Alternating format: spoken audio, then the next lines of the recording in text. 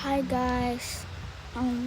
Miss na talaga kita. Ang tagal ko na hindi na ako nag-video, so mag-video na ako ngayon.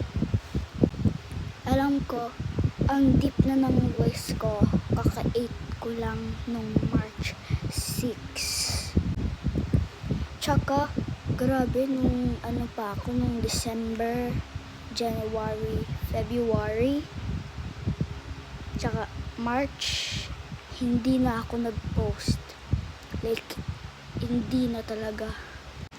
So, o-open na natin dumpling. I'm so excited.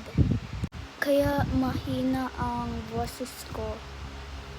Bagsak ang kapatid ko. Gusto mo makita?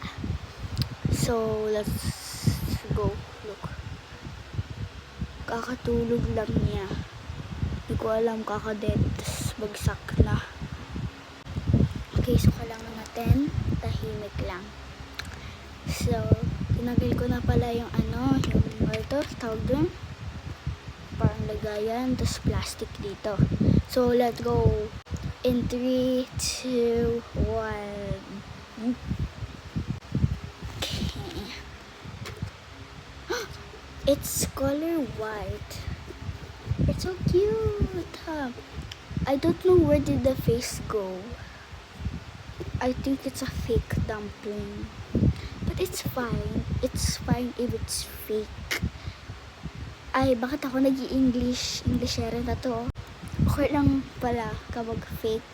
Kasi, okay lang. Parang ano din. So,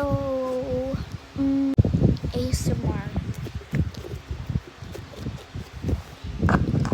Parang fake siya na dumpling, but okay lang siya because it's so cute.